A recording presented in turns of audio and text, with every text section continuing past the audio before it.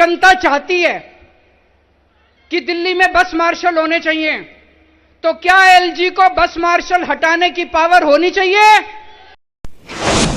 अगर दिल्ली की जनता चाहती है कि अस्पतालों में फ्री दवाइयां मिलनी चाहिए, तो क्या एलजी के पास दवाइयां बंद करने की पावर होनी चाहिए? अगर दिल्ली की जनता चाहती है कि हमें फ्री टेस्ट मिलने चाहिए, इलाज फ्री होना चाहिए, तो क्या एलजी को इलाज बंद करने की पावर होनी चाहिए? अगर दिल्ली की जनता चाहती है कि हमें फ्री बिजली मिलनी चाहिए, तो क्या एलजी को फ्री बिजली बंद करने का अधिकार होना चाहिए? कौन होता है एलजी दिल्ली के लोगों के खिलाफ निर्णय लेने वाला? मैं जब जेल गया, इन्होंने आपकी सड़कें खराब कर दी, सड़कों की रिपेयर बंद करा दी, जगह जगह सीवर की मेंटेनेंस बंद करा दी। इन्होंने, हम दवाइयां फ्री देते हैं अस्पतालों में, मोहल्ला क्लिनिक में फ्री दवाई, फ्री टेस्ट का इंतजाम किया है। 8 साल से सही चल रहा था, सबको फ्री दवाइयां मिल रही थी, सबको 9 साल से फ्री दवाइयां, फ्री टेस्ट। मैं जेल गया, इन्होंने आपकी दवाइयां बंद करा दी, इन्होंने आपके टेस्ट बंद करा दिए। मेरे को बड़ी तकलीफ हुई।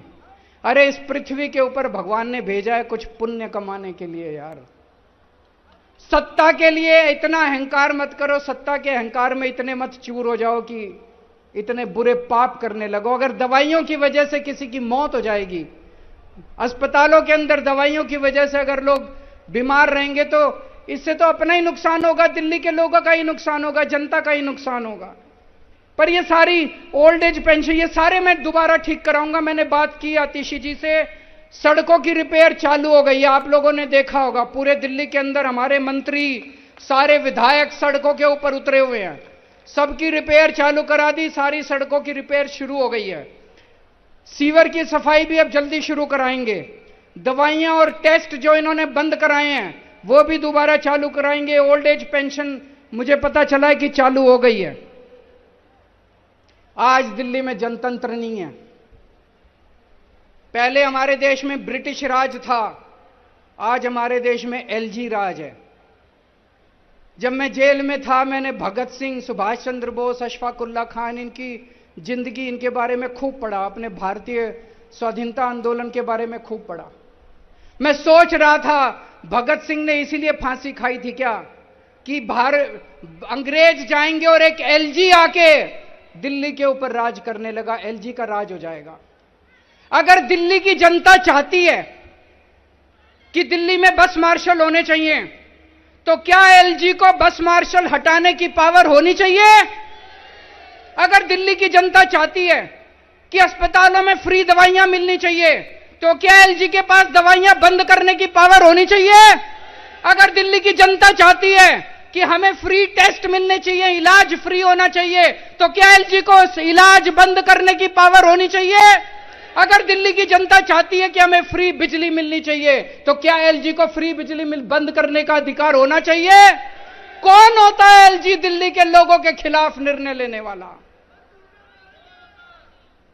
हमें दिल्ली के अंदर दो जनतंत्र लेके आना है, जो पूरे देश के अंदर दूसरे लोगों का अधिकार है।